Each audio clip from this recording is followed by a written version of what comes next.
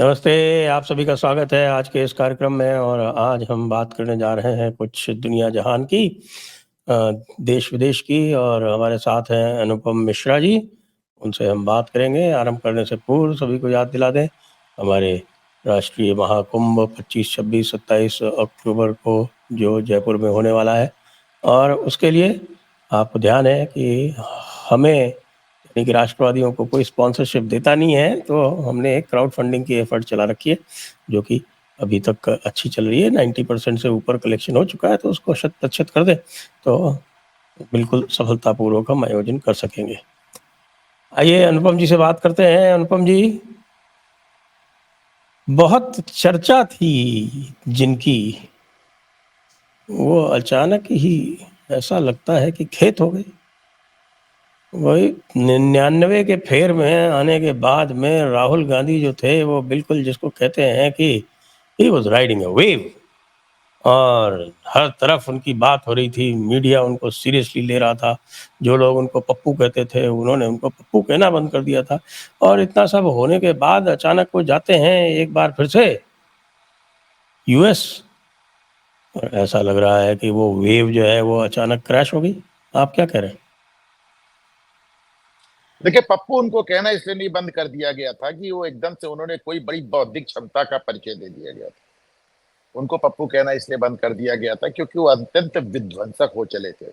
और विध्वंसक किसी एक पार्टी, किसी दल, किसी नेता को लेकर नहीं, अपने देश को लेकर विध्वंसक हो चले थे।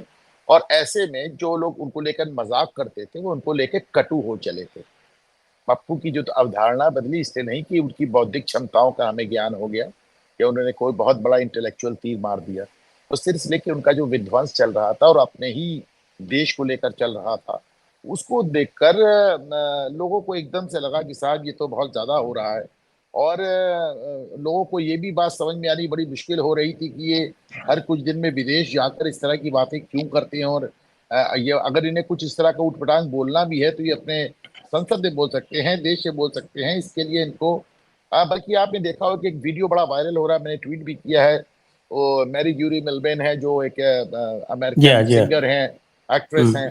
उन्होंने एक हुँ। बड़ा अच्छी बात कही है। उन्होंने कहा कि जब एक कोई भी नेता अगर अपने देश के बाहर जाता है तो उसे अपने देश पे गर्व करना चाहिए, अपनी विरासत पर गर्व करना चाहिए। और राहुल गांधी जिस तरह की बातें कर रहे हैं उससे मुझे उनकी बातें बहुत समझ में नहीं आ रही हैं। और मुझे नहीं लगता कि लोग उनकी बातें सुनना पसंद करेंगे। और अगर आपको अपने देश और विरासत पे गर्व नहीं तो आप दिक्कत में आ जाएंगे। और शायद इसीलिए इनका उल्टा करने के लिए ही शायद प्रधानमंत्री मोदी को लोग देश और विदेश में प्यार करते हैं, ये ऐसा उनका कहना है। बहरहाल मैं मान के चलता हूं कि राहुल गांधी की जो अमरीकी यात्रा है, वैसे तो वो यात्राएं बहुत करते हैं। आरटीआई बताती है कि 4 साल में 250 यात्रा, 247 यात्रा, जिसका औसत आता है महीने में 5 बार। अब संजय सर आप मुझे बताएं, अगर मैं आपके सारे खर्चे उठाऊं तो क्या महीने में 5 बार विदेश जा पाएंगे अमेरिका? मतलब आप किसी जब भी आप एक विदेश ट्रैवल करते हैं तो आपका एक 24 घंटा तो एक ही तरफ की ट्रिप में खत्म हो जाता है, तैयारी करना, पहुंचना, लैग, उसके बाद जेट लैग वगैरह। तो कोई शख्स महीने में 5 बार विदेश कैसे जा सकता है? वो भी एक महीने नहीं जाता, एक साल नहीं जाता, सालों साल जाता है, हर साल जाता है। 4 साल का आरटीआई सामने, तो साहब 4 साल में 247 बार विदेश दौरा मेरी समझ के बाहर है। लेकिन ये जरूर जाता है, समझ में आता है कि पार्लियामेंट में आपकी अटेंडेंस 15% क्यों रहती थी, क्योंकि आप 250 बार विदेश जा रहे थे। इधर पार्लियामेंट शुरू होती थी, उधर राहुल गांधी निकल लेते थे, लेकिन आप जाते ही नहीं, आप इस तरह की बातें लगातार करते। एक बात जो मुझको समझ आई कि इनकी इस बार की अमेरिका यात्रा दो तरह से फ्लॉप रही। पहली तो इस तरह कि साहब जो आपने इल्हान उमर से मुलाकात की, वो जो बांग्लादेशी पत्रकार अंसारी से मुलाकात की, और फिर आपने सिखों को लेकर जो बयान दे डाला, तो ये तो जो आम तौर पे जो भारत में सिख राजनीति है वो शुरुआत से भाजपा को रास नहीं आ रही है, और भाजपा विरोधी सिख राजनीति है। पर जो भाजपा विरोधी सिख हैं उनको भी इनकी बात समझ में नहीं आ रही है। वो भी अपना माथा पीट लिए क्या कह के बैठे हैं। बल्कि जिस एक सिख युवक को इन्होंने ऑडियंस से उठाया था, उसका नाम पूछा था और फिर कहा था आप यहाँ पे पगड़ी बांधे और भारत पे नहीं बांध सकते, उस युवक ने अपना एक वीडियो बनाकर जारी किया और राहुल गांधी को धोकर रख दिया है। और उसको इस बात से बड़ी नाराजगी जाहिर है कि इन्होंने ऊट पटांग कहने के लिए मुझको चुना। तो इनके हाँ, उसको उसको इशारा करके कहा था, अभी मैं देख रहा था, उसका वीडियो इशारा चल कर, रहा है। उसका नाम पूछकर तो हाँ, वो कह रहा है कि साहब मैं अभी भी भारत से आ रहा हूँ, क्या उटपटांग बोल रहे हैं साहब। अच्छा वैसे भी आप देखें भारत में इस समय पुरी बिट्टू दो दो केंद्रीय मंत्री हैं सिख। और सबसे बड़ी बात जो हमारे यहाँ minority commission, national minority commission है, राष्ट्रीय अल्पसंख्यक आयोग, जिसमें हम अल्पसंख्यक के नाम से केवल 25 करोड़ मुसलमानों को अल्पसंख्यक मानते हैं, कभी किसी और को अल्पसंख्यक माना नहीं गया। अब पहली बार आप देख रहे हैं कि उसमें एक सिख अध्यक्ष है, लालपुरी, जो कि एक फॉर्मर आईपीएस ऑफिसर है, जो 1981 में जिसने भिंडरावाले को गिरफ्तार किया था। तो एक सरदार बैठा हुआ वहां पे, 2 सरदार कैबिनेट में हैं, और तो और जो सरदार नहीं है वो मोदी खुद पकड़ बांध के आपको जाके गोल्डन टेम्पल स्वर्ण मंदिर में नजर आते हैं। बल्कि एक ट्वीट बहुत वायरल हुआ था, बहुत वायरल हुआ था, मैं भूल जाता हूँ बार बार उसका नाम क्या किन्होंने था। उन्होंने कहा कि वो सिख है कोई, शायद गुरदीप सिंह या क्या नाम है। उन्होंने कहा कि ये मत समझिएगा कि वो हमारे 2% वोटों के लिए पगड़ी बांध कर आए हैं, वरना टोपी को ठुकरा के 20% वोट तो वो ऐसे ही ठुकरा चुके हैं। वो मोहब्बत है, उनको गुरुओं में श्रद्धा है, इसलिए आए हैं। बहरहाल, तो उनकी इस बात को मतलब जो पूरी दुनिया में एक आदमी ने सिर्फ सपोर्ट किया है, जिसका नाम है आतंकी पन्नू। तो एक पन्नू को छोड़कर और किसी ने उनकी बात का समर्थन नहीं किया। तो चाहे वो इलान उमर हो, चाहे वो रिजवी हो, चाहे सिखों पन्नू पर जो बयान है, हो, तो कुल इनका राहुल गांधी का पूरा दौरा जो इस बार उल्टा पड़ गया है। और पन्नू जो है कांग्रेस, वो डेजिग्नेटेड टेररिस्ट है यूएपीए में। अब आप और देख लीजिए यूएपीए अब में यदि ये सिद्ध हो जाए कि वो पन्नू का समर्थन कर रहे हैं, तो यूएपीए में बुकिंग का केस बनता है। अब आप समझ लीजिए इसको कि इनको समर्थन कहाँ से मिल रहा है। इलान उमर से मिल रहा है, जो कि डेजिग्नेटेड कम से ऑलमोस्ट डेजिग्नेटेड आईएसआई एजेंट है, जो कि कश्मीर का दौरा करके उसको पाकिस्तान का बताती है। एक ऐसी सेनेटर जिसको पहली बार ऐसा किया गया कि फॉरेन अफेयर्स मिनिस्ट्री से ड्रॉप कर दिया गया। पहली बार ऐसा हुआ कि किसी सांसद को सेनेट निकाला फॉरेन गया अफेयर्स इसलिए, कमेटी से। हाँ, सिर्फ इसलिए निकाला गया कि इनकी जिहादीपन को बर्दाश्त नहीं कर पा रहे थे सेनेट ये नहीं, मैडम सॉरी, वहां। हाउस कमेटी से, हाउस कमेटी से। हाउस कमेटी से। अब वो वहां पे बैठ के नारा लगा रही थी, from the river to the sea Palestine will be free. तो साहब, रिवर है जॉर्डन नदी और सी है मेडिटेरेनियन सी। तो जब आप कहते हैं river to the sea Palestine will be free, तो बेसिकली आप कहते हैं कि इसराइल और यहूदियों का नामो निशान नहीं मिटेगा। आप हिटलर वाली यहूदियों के नरसंहार की बात करती हैं। तो इनको इनको फॉरेन अफेयर्स कमेटी से निकाल के बाहर कर दिया गया। इनकी अच्छा, ये तो वो सोमालिया ही हैं, ये सोमालिया मुस्लिम है। और बड़ा इनका तमाशा क्या है कि इन्होंने अमेरिकी नागरिकता लेने के लिए इन्होंने अपने सगे भाई को अपना पति डिक्लेयर कर दिया था। तो ये भी इनका एक बड़ा तमाशा है। AK-47 खतरनाक हथियारों के साथ सोमालिया में इनकी फोटोग्राफ्स आती हैं। तो इनको अमेरिका नहीं झेल पा रहा, इनको राहुल गांधी ने अपने साथ ले लिया। तो इन्होंने रिजवी को, बांग्लादेशी पत्रकार को भी ले लिया, फिर पन्नू से समर्थन भी ले लिया, और रिजवी नहीं, पाकिस्तान अंसारी है, वो अंसारी है। अंसारी, सॉरी। और वो पाकिस्तानी दूतावास से मुशफिकुल फैजल अंसारी। मुशफिकुल फैजल अंसारी। और भगोड़ा है वो बांग्लादेश का, भगोड़ा है वो, जमात इस्लामी का आदमी है, ऐसा ही आदमी। बहरहाल, वो जाके संयुक्त राष्ट्र में कश्मीर, वो केजरीवाल के लिए सवाल पूछता है, और व्हाइट हाउस की ब्रीफिंग में भारत के लिए सवाल पूछता है। तो और पाकिस्तान दूतावास से इनके पास हम भी आ गए हैं, बाकायदा इनका नाम लिख के आ गए हैं। और पाकिस्तान के मंत्रियों का सपोर्ट भी आ गया है चुनाव में। राहुल गांधी जिंदाबाद, राहुल तुम संघर्ष करो, हम तुम्हारे साथ हैं। तो अब कुल मिला के आईएसआई के कोई लेफ्टिनेंट जनरल के साथ इनका एक फोटो आना रह गया है। बाकी तो इनका शी जिनपिंग के साथ भी आपने देखा है, MOU साइन करते हुए फोटो भी आ चुका है। तो इस देश के खिलाफ जो कुछ भी है, इस देश के खिलाफ जो कोई भी है, इस देश के खिलाफ जो कुछ भी मानसिकता है, उस सब के अकेले प्रतिनिधित्व बन के राहुल गांधी उभरे हैं। तो ये इनकी अमेरिकी दौरा इस तरह से बुरी तरह नाकाम, मतलब उल्टा पड़ गया, इस बार एकदम उल्टा पड़ गया। आप कांग्रेसी नेताओं से अलग अकेले में बात करें साहब, वो अपने बाल नोचते और सर पीटते नजर आते हैं कि भाई इनकी क्या क्या बात डिफेंड किया जाए, समझ में नहीं आता कहा जाए कैसे जाए। दूसरा जो मैं मानता हूं इनका उल्टा पड़ गया साहब, ये कि चलिए आप एक बात तो ये एक बड़ी साबित हो गई कि साहब आप लगातार भारत विरोधी बातें कर रहे हैं। दूसरी बात, जो आप वहां जाके कंट्रोल्ड इलेक्शन का नैरेटिव फैला रहे हैं, कंट्रोल्ड इलेक्शन का जो नैरेटिव है वो बांग्लादेश के लिए फैलाया गया था, और उसके बाद बांग्लादेश का जो हाल हुआ सबने देख लिया। इसके अलावा इनके कांग्रेसी नेता मतलब लगातार ये ट्यूटर जो है वो सेम है। नहीं नहीं नहीं, देखिए हमारे यहाँ वो एक कौन देवता है उनके लिए कहा जाता है, उन्होंने बहुत ढेर सारे गुरु बनाए थे, शायद इसके लिए कहा जाता है, मैं भूल गया। तो दत्तात्रेय के लिए कहा जाता है, 11 गुरु बनाए थे। तो राहुल गांधी ने सब बड़े बड़े गुरु बनाए साहब। वो कुछ केजरीवाल कहते हैं कि वो बिजली पानी फ्री कर दो, तो कहते हैं बिजली पानी फ्री कर देंगे। कोई कहता है ओल्ड पेंशन, इसके बाद ओल्ड पेंशन। तो राहुल गांधी, वो तेजस्वी यादव कहते हैं जाति जनगणना कराओ, तो जाति जनगणना कराएंगे। और वो अखिलेश यादव कहते हैं PDA, तो PDA कहने लगते हैं। उबर अब्दुल्ला कहते हैं 370 वापस लाओ, तो 370 वापस लाने लगते हैं। तो मतलब उनके सब गुरु हैं। योगेंद्र यादव से लेके और सीताराम येचुरी तक, which reminds me सीताराम कि येचुरी तो आज कि दिवंगत आज हो गए। उनका आज उनके अब उनका निधन हो गया। मार्क्स आज क्या करे, मैं वैसे तो हम कहते हैं कि भगवान उनकी आत्मा को शांति दे, लेकिन ये तो मार्क्सवादी है, इनके लिए क्या कहना पड़ेगा। हाँ, वो बुरा मान जाएंगे, वो बुरा मान जाएंगे, उनकी हाँ आत्मा तो बुरा वही मान वही जाएंगे। उनकी सीमा आत्मा चिश्ती बुरा मान जाएंगी, सीमा चिश्ती बुरा मान जाएंगी। तो तो हम ये कह सकते हैं कि मार्क्स इनको दास कैपिटल दे, ये कह सकते हैं। तो मेरा अपना मानना है कि साहब देखिए, जो खेल बना रहे हैं कि बांग्लादेश में कंट्रोल, अच्छा ये सारे कांग्रेसी कहते घूम रहे थे कि बांग्लादेश में जो प्रयोग किया वो भारत में दोहरा देंगे, मोदी भागा भागा फिरेगा, तख्ता पलट देंगे, ऐसा कर देंगे, वैसा अभी ये कश्मीर पे वादा करके आए कि कुछ ही दिन में हम सरकार पलट देंगे, और इतना कह के वो अमेरिका निकल गया। एक बात जो अमरीकी भी भूल रहे हैं, और राहुल गांधी की तो शायद भेजे नहीं और घुस रही है। उनकी मैं बात बात भूपेंद्र हुड्डा तक ने नहीं मानी। वो भूपेंद्र हुड्डा वाला बात तो पता ही नहीं, बहरहाल उसको एक फर्जी वीडियो बताया जा रहा है। एनीवे, एक बात जो अमरीकी समझ नहीं पा रहे हैं और राहुल गांधी की भेजे में नहीं घुस रही है कि भारत बांग्लादेश नहीं है, भारत पाकिस्तान नहीं है, भारत लीबिया सीरिया नहीं है, भारत अफगानिस्तान नहीं है, भारत श्रीलंका नहीं है, भारत भारत है। एक एक पिद्दी बराबर अमरीकियों को भी समझना चाहिए। जब से कश्मीर में चुनाव डिक्लेयर हुए हैं तो कभी वो उमर अब्दुल्ला के पास नजर आते हैं, कभी ओवैसी के पास नजर आते हैं, कभी उनके जो एम्बेसडर हैं खड़गे के पास नजर आते हैं। पूरे भारतीय विपक्ष को एक करने का नेता मतलब उन्होंने जिम्मा ले रखा है साहब। तो उनको भी समझना चाहिए कि वो तो आप पिद्दी ना पिद्दी के शोभा बराबर, नीचे क्यूबा है, उससे तो तुम आज तक पार नहीं पा पाए। नॉर्थ कोरिया तुमको आके दिखाता है, तो भारत की मतलब भारत को बांग्लादेश समझ लिया तुमने। क्या कहे यार, क्या समझाएं इनको। और उनके जाके ये बार बार मदद मांगते हैं। मैंने इन्हें तो जब पिछली बार गए थे और ये कहा था कि अमेरिका और यूरोप के देशों को भारत में दखल देना चाहिए, तो मेरी समझ में मैं इसको एकदम फिट केस ऑफ ट्रीजन मानता हूं। ये देशद्रोह राष्ट्रद्रोह का फिट केस है कि आप विदेशी भूमि पे बैठ के और देशों को भारत में दखलंदाजी करने के लिए आमंत्रित करें। क्या बात कर रहे हैं आप? टीपू सुल्तान है क्या जिसने खलीफा को चिट्ठी लिखी थी कि आ जाइए और हम लोग हिंदुस्तान से काफिरों का नामो निशान मिटा देंगे?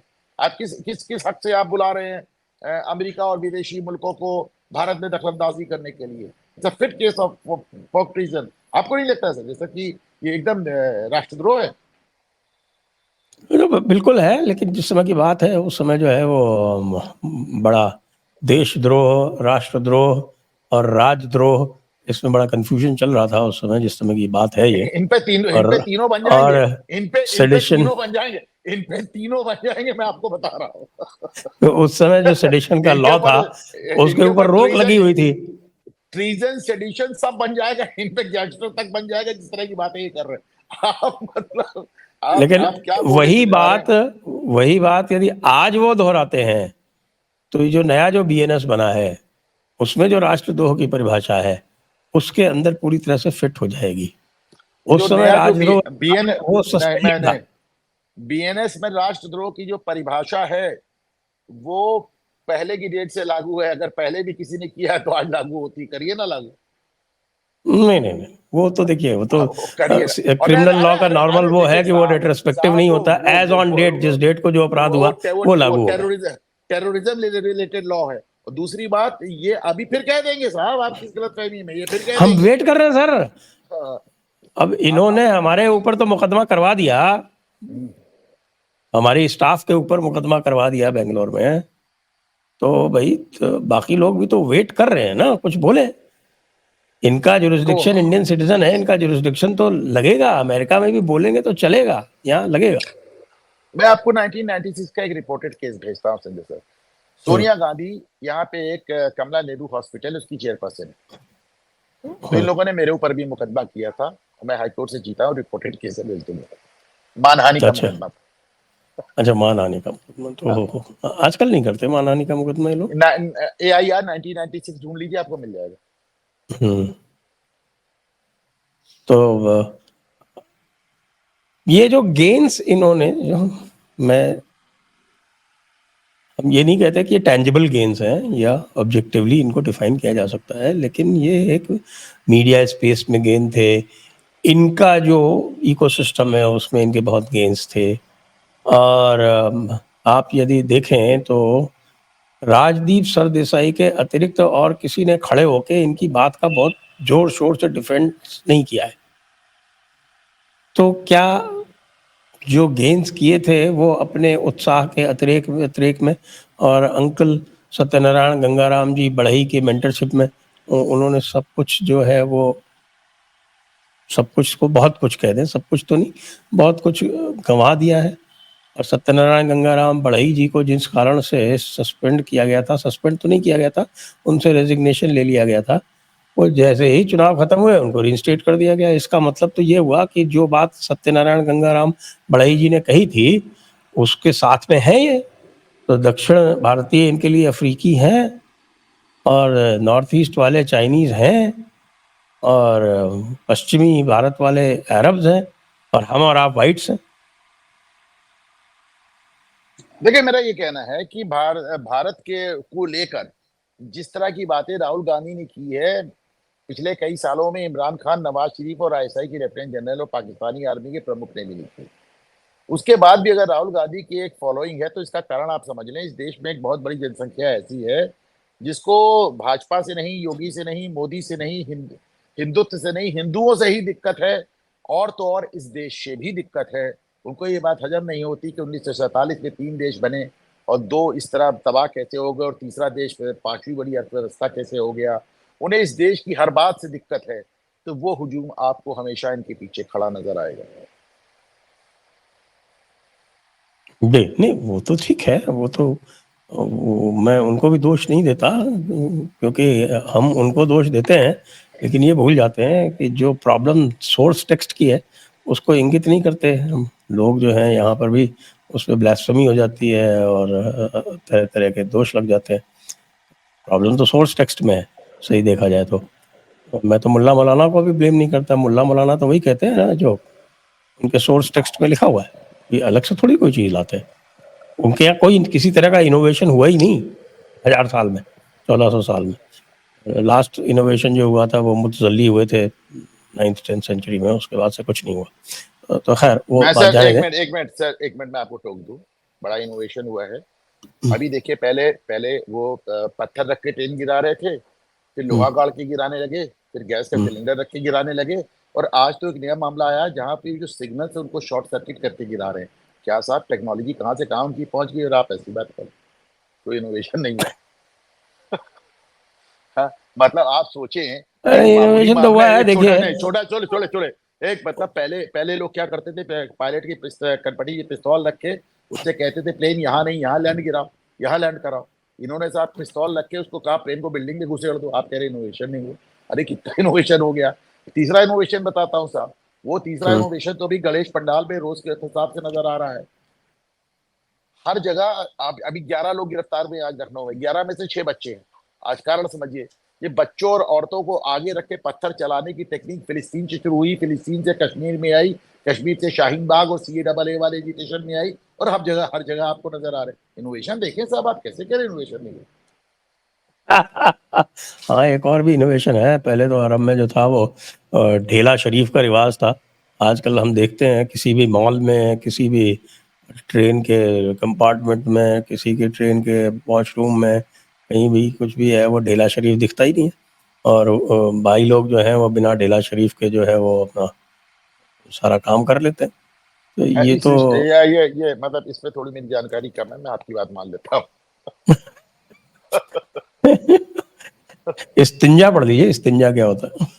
वो आप पहले पढ़ा चुके हैं, चले सर आगे चले।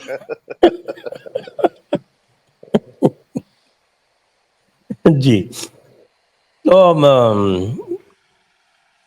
एक और जो नया डेवलपमेंट में देखता हूँ वो ये है कि अभी तक योगी जी जो थे उनको मैंने राहुल गांधी के खिलाफ खुल के बोलते नहीं देखा। कल योगी जी भी राहुल गांधी पे बरस पड़े, मायावती जी भी बरस पड़ी।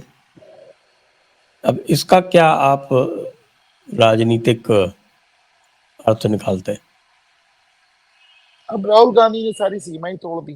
अब वो थोड़ा सा अ, पहले मजबूरियां हिमंत जारी। विश्व शर्मा के पास ही आउटसोर्स था बीजेपी की तरफ से। हेमंत बिश्वा शर्मा के पास आउटसोर्स था, ये भी सच है। और हकीकत ये है कि अब तो राहुल गांधी जो इस तरह की राजनीति वहां कर रहे हैं, जो कुछ कर रहे हैं, अखिलेश यादव बरसना चाह रहे होंगे उनके ऊपर। उनको समझ नहीं आ रहा कि इनकी बातों को मैं कैसे डिफेंड करूंगा। तेजस्वी यादव परेशान हो रहे, केजरीवाल जेल में परेशान हो रहा होगा, डीएमके यहाँ तक कि करुणानिधि वो क्या नाम है एमके स्टालिन तक परेशान हो रहे हैं। तो इनका तो हाल ही एक समय एकदम अलग है। तो रही बात योगी की, योगी हाँ राहुल गांधी को जल्दी निशाने पर नहीं लेते हैं, पर उसका भी एक कारण है। अखिलेश यादव उनको फुल टाइम बिजी रखते हैं। आज अखिलेश का मैं बयान देख रहा तो कह रहे थे मठाधीश और माफिया में कोई अंतर नहीं है। तो ये हम्म। बड़ी बड़ी जबरदस्त बात है। आप मठाधीश को माफिया कह रहे हैं, कमाल है। अब देखना है कि मुझे अभिमुक्तेश्वरानंद इस पे क्या कहते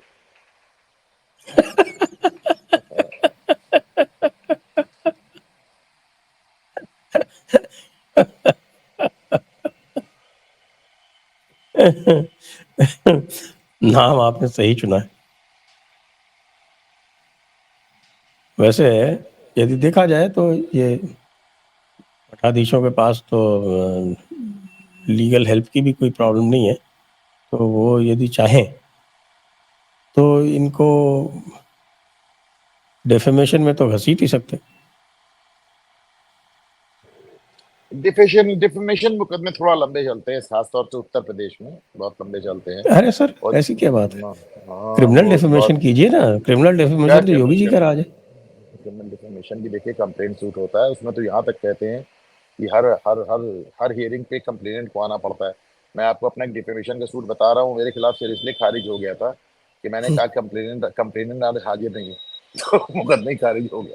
तो उसमें तो या तो कंप्लेनेंट आए या फिर वो उसको उसे परमिशन लेनी पड़ती कोर्ट से। हमारा डिफेमेशन पे लॉ बहुत ज्यादा लचर है, और इसके चलते, और खासतौर से उत्तर प्रदेश में बहुत ज्यादा लचर है। इसके चलते जिसके जो मन में आता है वो कहता रहता है, बोलता रहता है।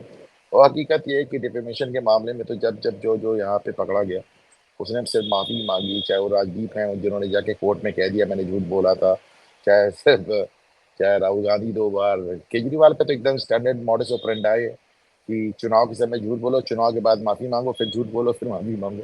और वो तो पूरी पूरी कैबिनेट लेके जाते हैं माफी मांगने के लिए। तो उनका तो एकदम क्लासिक है। केजरीवाल ने भी साथ हिलाया, भारत की राजनीति को बदल के रख दिया।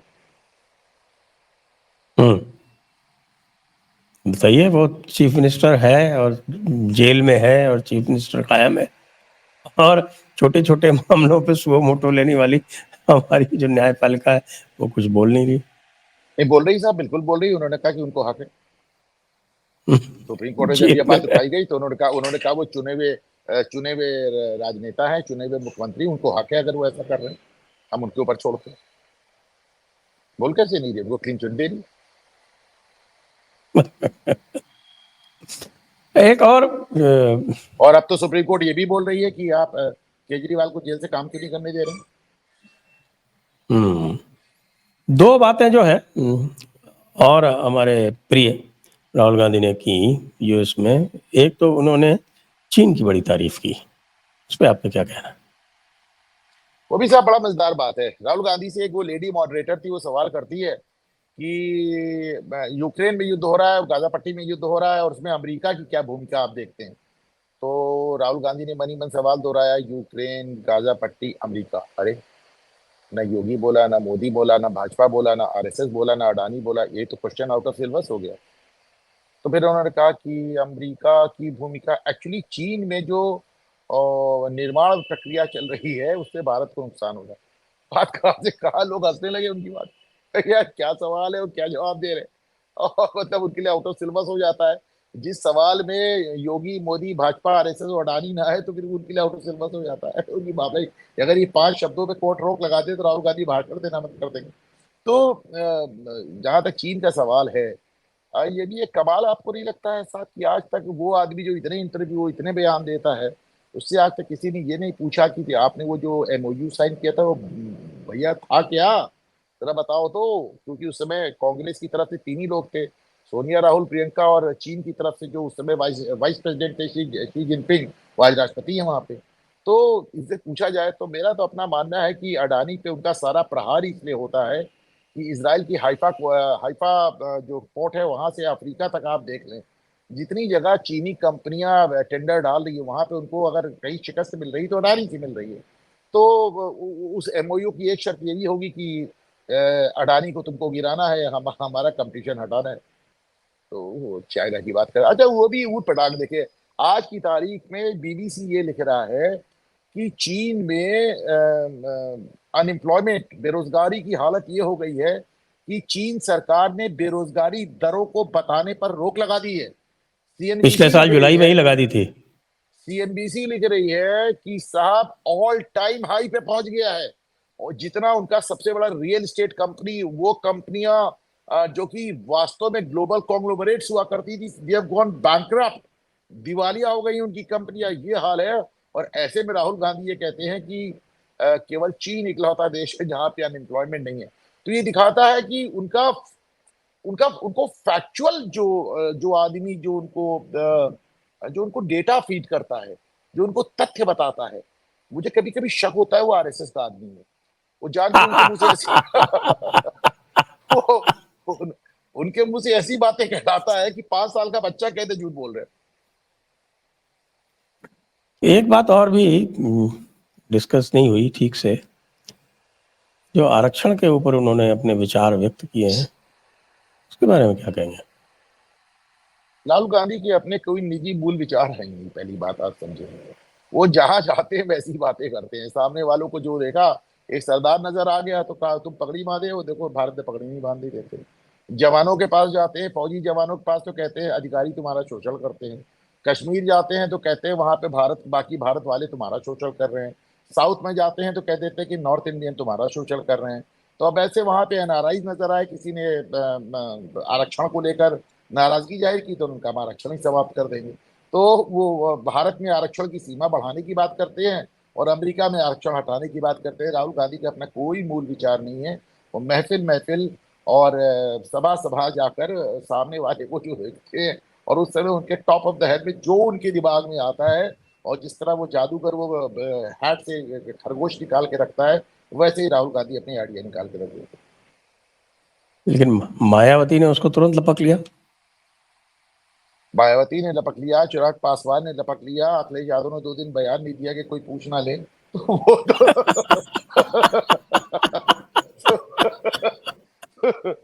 तो वो तो मतलब कमाल है ना साहब। राहुल गांधी इतनी अद्भुत प्रतिभा के धनी है कि कि उनके साथ केवल एक आदमी रह सकता है, और उसका नाम है सैम पित्रोदा। क्योंकि उसका पास एक बहुत अच्छा डायलॉग है, हुआ तो हुआ, जाइए उसके बाद बात ही खत्म। सत्यनारायण गंगाराम जी बढ़ई का ये पूरा बड़े नाम भाई, बोला आप करें। बड़ा क्या बढ़ई आप बार बार क्यों लगा रहे हैं? मैं समझा नहीं क्या बात मैं कर रहे हैं। इसलिए लगा रहा हूं क्योंकि स्वयं श्रीयुत राहुल गांधी जी ने उनका परिचय, मुझे याद पड़ता है, कानपुर की एक सभा में दिया था। ये जो पिट्रोदा जी है ये बढ़ई है। देखिए कि मतलब तो जब अपना परिचय उनका महिमा परिचय मंडन जो है वो बढ़ई के नाम से स्वयं राहुल गांधी जी कर रहे हैं, तो वही वाली बात है, महाजनो येन गतो स्वपंथा यद्यदाचरति श्रेष्ठस्तत्तदेवेतरो भव अर्थात तत्तदेवेतरो जन। अर्थात अर्थात अर्थात कि जहाँ जो श्रेष्ठ लोग जो हैं जैसा करते हैं वैसा ही बाकी लोग करते हैं, तो श्रेष्ठ लोगों का तो हमें यद्यदाचरति श्रेष्ठ तत्तदेवेतरो जन, तो इतरो जन यानी अन्य लोग जो हैं, तो हम इतर जनों में आते हैं। और इतर जन जो हैं वो श्रेष्ठ लोगों के आचरण का अनुसरण ही तो कर रहे हैं, इसमें गलत क्या है? तो श्रेष्ठ लोगों का आचरण ये है कि राहुल गांधी खुद को दत्तात्रेय गोत्र का कश्मीरी ब्राह्मण बताते हैं और अपने सहयोगी को बड़ोई बताते हैं। ये तो साहब उनकी महानता है। क्या पता कि वो ब्राह्मण को श्रेष्ठ बता रहे हैं या बढ़ई को श्रेष्ठ बता रहे हैं। चलिए, ब्राह्मणों को नाराज इस, होने कहा इस, गया। इसको आप डिकोड चाहें तो कर सकते हैं, नहीं चाहें तो फिर आपकी मर्जी है। मुझे लगता है लेकिन राहुल बात तो गांधी है, पे आप कही सो राहुल कही। गा राहुल राहुल गांधी पे अगर आप शो बनाया करें तो अपने प्लेलिस्ट में कॉमेडी सेक्शन रख दीजिए। अब हम लोग इसको उसमें डाल दिया करें, मतलब आजकल तो कॉमेडी तो कम है, एंग्री यंग मैन वाली जो है, आप देखिए उनका जो हाव भाव है, भंगिमा है। और ये भी लोग जो है ये पूछ रहे हैं कि भाई ऐसा है क्या है कि यहाँ तो ये वो बैरबरी की कोई बैरबरी यही है ना ब्रांड, बर्बरी या बर्बरी जो भी है वो, तो उस ब्रांड की सफेद टी शर्ट में बिल्कुल टाइट हाफ स्लीव पहन के अपनी बस्लिंग मसल्स दिखाते हुए और जो एंगल वो देते हैं एक्चुअली उससे उसका वो भी सब कारण है। एंग्री यंग मैन की थोड़ा लेट हो गए, 20 साल टू लेट, एंग्री ना यंग ना मैन ना ना वाली ना भाव ना भंगिमा ना देखा। ना, देखिए देखिए देखिए देखिए, उसका भी कारण है। अच्छा मैंने कल बताइए। ट्वीट मैंने ट्वीट किया था। वो स्टेट्समैन ने एक खबर छापी थी कि Rahul shoots his way into Saint Stephen's. कहा तो कच्चा कच्चा 12 में इनके नंबर नहीं आए थे, और जबकि घर पे एग्जाम दिया था, तो कच्चा 12 पे चूंकि इनके नंबर नहीं आए घर पे एग्जाम देके भी, तो साहब ये हुआ कि इनका एडमिशन किसी यूनिवर्सिटी में नहीं हो रहा था, तो सेंट स्टीफन में इनको दाखला दिलाने के लिए इनको शूटिंग चैंपियन डिक्लेयर कर दिया भारत सरकार ने, और उनको वहां पे दाखला दिला दिया। तो चूंकि उनको यूनिवर्सिटी में दाखला शूटिंग चैंपियन से मिला है, तो अब वो तैराक के, रनर के, बॉडी बिल्डर के, कराटे के कोटे से अब वो प्रधानमंत्री बनना चाहते हैं। तो ये कोटा फिर क्रिएट किया जाए, हम इलेक्शन कमीशन की वेबसाइट में इसको कुछ डालेंगे, शायद प्राइम मिनिस्टर बनने के लिए जो है वो आपको डिकैथलॉन की पूरा का पूरा चैंपियनशिप करनी पड़ेगी, जो वो देखिए साहब, डिकैथलॉन में एक बात जीते वो मैं प्राइम मैं मिनिस्टर बनेगा। मैं एक बात बताऊं, देखिए ये मजाक की बात नहीं है। केवल प्रधानमंत्री पद पे ही तो एक ऐसा नहीं है, बाकी पार्टी पे तो इन्होंने कुछ ना कुछ बना ही रखा है। जो गांधी परिवार से आएगा वही प्रेसिडेंट होगा। और पार्टी भी छोड़ें, जो प्राइम मिनिस्टर रिलीफ फंड होता था, आप देखें उसका भी इन्होंने ये प्राविधान बनाया था कि उसका अध्यक्ष या उसका मेंबर कांग्रेस का चेयरपर्सन हो। आप सोचिए, एक पॉलिटिकल पार्टी का अध्यक्ष प्राइम मिनिस्टर रिलीफ फंड का अध्यक्ष होगा या मेंबर होगा, इसका क्या मतलब है साहब, जिसकी वजह से उस फंड को छोड़ना पड़ा। तो बस एक पीएम पद पे इनका अभी तक आरक्षण नहीं लागू हो पाया कि साहब जो गांधी परिवार से होगा वही प्रधानमंत्री होगा। बाकी सब तो उन्होंने कर ही रखा। तो साहब ये तो जो है इनके हृदय की विशालता दिखाती है ना, कि वो अपने में और प्रधानमंत्री पद में कोई भेद नहीं देखते। नहीं, हृदय की विशालता इस बात से भी दिखाती है कि पूरा खानदान जिस गांधी सरनेम को लगा के घूम रहा है, और उनको वो सरनेम देने वाले फिरोज गांधी का 3 दिन पहले जन्मदिन था, पर उन्होंने उनका नाम भी नहीं लिया। ये भी उनके हृदय की विशालता दिखाता हाँ, तो वसुधैव कुटुंबकम इसी को कहते हैं ना सब। पूरा है। पूरी पूरा विश्व ही जब कुटुंब है, तब किसी छोटे मोटे जो है वो रिलेशंस की, रिलेटिव की, आपको इसका बताया ध्यान साहब, क्यों रखा जाए। जहां मैं बैठा हूं यहाँ से नेहरू डेढ़ जी को जरूर किलोमीटर याद कर लेते हैं, पता नहीं क्यों।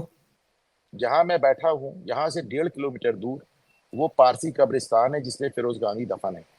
किसी जमाने में प्रयागराज में, तब इलाहाबाद हुआ करता था, बड़े जबरदस्त पारसी हुआ करते थे, और बड़ी लैंड होल्डिंग्स इनके पास हुआ करती थी। आज ये हुआ कि मेरे देखते देखते पारसियों की संख्या इतनी हो गई कि एक दिन मैंने गिना 11 थे, फिर 9 हुए, फिर 7 हुए, फिर 5 हुए, फिर 2 हुए। केवल माँ बेटी थे हमारे पास आते थे, फिर वो भी चले गए। तो यहाँ पे इनका पारसियों का एक मंदिर है जिसमें 90-95 साल से आग जल रही है। तो उस पवित्र आग को जलाए रखने के लिए बंबई से एक प्रीस्ट लाया गया है जो वहां पे मंदिर में अकेला रहता है और उस आग को जला के रखता है। वो इस समय प्रयागराज का इकलौता पारसी है। वो मेरे से रो रहा था, क्या साहब देखे हमारी हमारे कब्रिस्तान की हालत कितनी दुर्दशा है। और मतलब उसके बाद भी इनमें से कोई भी आदमी वहां एक फूल चढ़ाने नहीं आता, उस कब्रिस्तान के लिए कुछ करने नहीं आता, क्योंकि ऐसा ना हो कि वो पता चल जाए कि साहब वो तो पारसियों से जुड़े हैं, और वो दत्तात्रेय कुल और ये सब और क्या क्या वो सब ना खुल जाए। तो आप सोचे कि एक बार मेनका गांधी आती थी, 2-3 बार आई। उसका एक इंटरव्यू बताओ ले कि लीजिए ना, लेके तो छापिए थोड़ा सा इंटरव्यू। अरे इंटरव्यू तो नहीं देगा, लेकिन चले हम बात करते हैं उससे, अब बात करते हैं। और मैंने पहले भी इस पे बनाया था, तो मैं आपको दिखाऊंगा उस कब्रिस्तान की हालत दिखाऊंगा। फिरोज गांधी की कब्र पे फिरोज गांधी का नाम मिट गया है। इतना बुरा हाल है, मैं आपको भेजूंगा फोटो लेके। और आप जिसने आपको गांधी नाम दिया, जिसकी बात एक डंके की चोट पे बार बार कहते हो, मैं गांधी हूं, मैं गांधी हूं, सावरकर नहीं हूं। जिस शख्स ने आपको गांधी नाम दिया, जिस शख्स ने अपना नाम झंडी से बदल के गांधी किया और फिर अपने बच्चों को दिया, उस शख्स का जन्मदिन 3 दिन पहले था। आपने हैप्पी बर्थडे दादाजी नहीं कहा। चलिए मैं बोल देता हूँ, happy belated birthday Firoz Gandhi, अभी अभी ट्वीट कर देता कर हूँ। दीजिए, मैं तब की आज फोटो भेज देता हूँ। आज आज क्या तारीख है? आज है 12, तो 8 तारीख को था। 9। है 8 8 तारीख को। 8। अच्छा अच्छा। चलिए ये तो काम तो तुरंत किया जा सकता है, कर देता हूँ ये। लीजिए, ये गया tweet. Belatedly remembering Feroze Gandhi Feroze A K Jehangir Gandhi, घैंडी। Ji ji. GHANDY, Firoz Jahangir Gandhi. Firoz Jahangir, चलिए इसको तो कर दूंगा। हाँ, तो ये एक चाइना वाला नहीं, एक से, मामला आ एक से, गया। एक और एक एक एक, एक, उसको ट्वीट रोक लीजिए, मैंने आपको गलत बताया। उनकी पुण्यतिथि थी 8 तारीख को। हाँ ठीक है, पुण्यतिथि, कोई बात नहीं, एक ही बात है। हाँ, ऑन हिज पुण्य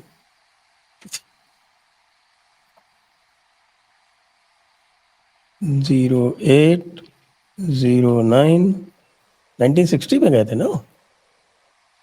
1960 में गए थे। ये भी साहब बड़ा तमाशा हुआ था। फिरोज गांधी की मृत्यु दिल्ली में हुई थी, उनको तुरंत उनका दाह संस्कार करा दिए थे इंदिरा गांधी ने, ये बताने के लिए कि हम लोग हिंदू हैं।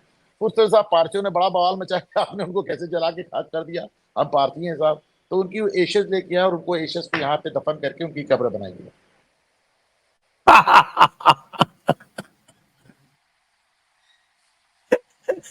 मतलब खानदान पुराना फ्रॉड है।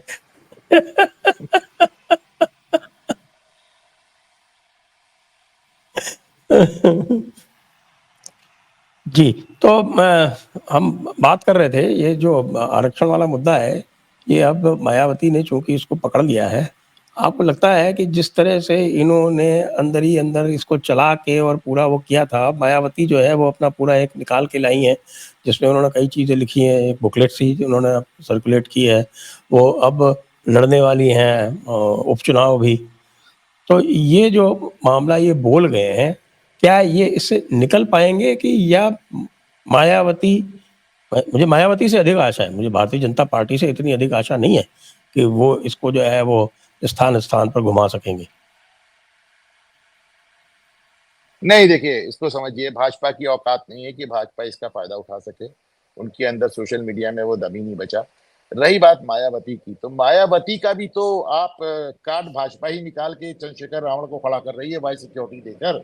उनको लग रहा है कि चूंकि मायावती को मुस्लिम वोट नहीं मिल रहा है और सारा मुस्लिम वोट समाजवादी पार्टी के खाते में चला जा रहा है, तो अब समय आ गया है कि ऐसा दलित नेता खड़ा जाए जो किया जाए जो मुस्लिम वोटों में दरार डाल सके। तो अब वो चंद्रशेखर रावण के रूप में एक भस्मासुर तैयार कर रहे हैं।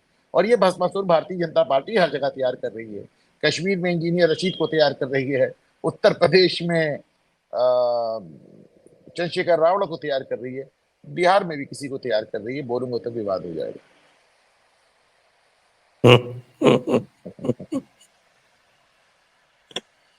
नहीं तो मेरा मूल प्रश्न रह गया ना, क्या मायावती इसको जगह जगह पहुंचा पाएंगी?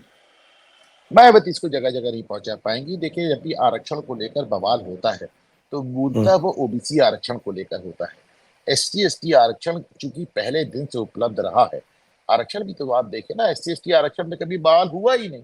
तो जितना बवाल था ये मंडल आयोग से एक एक जिसे विवाद की जड़ शुरू हुई। और वो ही जड़ इसलिए शुरू हुई क्योंकि वीपी सिंह की नीयत में खोट था। उन्होंने पिछड़ों को आरक्षण देने के लिए मंडल आयोग लागू नहीं किया था, उन्होंने देवीलाल को चित्त करने के लिए देवीलाल की काट के लिए मंडल आयोग लागू किया था। तो ऐसे में चूंकि नियत पे उनके खोट था, इसलिए वहां से विवाद की जड़ हो गई। तो आरक्षण को लेकर जब भी बात होती है और जब भी कोई विवाद होता है तो मूलतः वो एससी एस उसको ओबीसी आरक्षण को लेकर ये विवाद होता है। एससी एसटी आरक्षण को लेकर कोई विवाद ऐसा सच नहीं होता है। अभी सुप्रीम कोर्ट की रूलिंग आ गई है उपवर्गीकरण की, तो जाहिर सी बात है इसको लेकर नए सिरे से बसपा भी उठा रही है। लेकिन उस पर भी तमाम सवाल आते हैं कि साहब 17 साल से नीतीश कुमार करके बैठे थे, कोई क्यों नहीं बोला? 1975 से ज्ञानी जैल सिंह ने मुख्यमंत्री रहते हुए पंजाब में कर दिया, कोई क्यों नहीं बोला? तमिलनाडु में स्टालिन करके बैठे 9 साल से, कोई क्यों नहीं बोला? 10 साल से वहां भी चल रहा है, तो कोई क्यों नहीं बोला? आंध्र प्रदेश में जरूर मामला उठते उठते गया सुप्रीम कोर्ट, तो तमाम जगह पहले भी उपवर्गीकरण बहुत सफलतापूर्वक हो चुका है। और इन्होंने इसके लिए तो टर्मिनोलॉजी भी पैदा कर दी थी नीतीश कुमार ने, दलित तो महादलित। तो उस समय कोई नहीं बोला, क्योंकि बसपा पंजाब में भी थी, बसपा बिहार में भी थी। रही बात मायावती, तो मायावती ने, लोगों ने नोटिस नहीं किया, उन्होंने अभी एक ट्वीट में पहली और आखिरी बार इस बात पे हल्का सा माना कि मेरी तबीयत खराब रहती है। इसके पहले उन्होंने कभी नहीं कहा कि मेरे स्वास्थ्य के कोई कारण है। अभी 10 दिन 15 दिन पहले उनको एक ट्वीट किया था, मुझे याद है, उसमें एक लाइन थी कि स्वास्थ्य कारणों से। मैंने तो पहली बार उन्होंने किया। तो मायावती बहुत ज्यादा एक्टिव नहीं है, मायावती इसको इतना उठा नहीं सकती, और मायावती के लिए सबसे बड़ी चुनौती राहुल गांधी, अखिलेश यादव नहीं है। मायावती की सबसे बड़ी चुनौती उन्हीं के जाटव समाज से निकला हुआ चंद्रशेखर रावत। जी, तो आइए आज की चर्चा को अब यहीं पर हम विराम देते हैं। आप सभी दर्शकों का बहुत बहुत धन्यवाद, अनुपम जी का बहुत बहुत धन्यवाद। जय हिंद, जय भारत, वंदे मातरम। वंदे मातरम।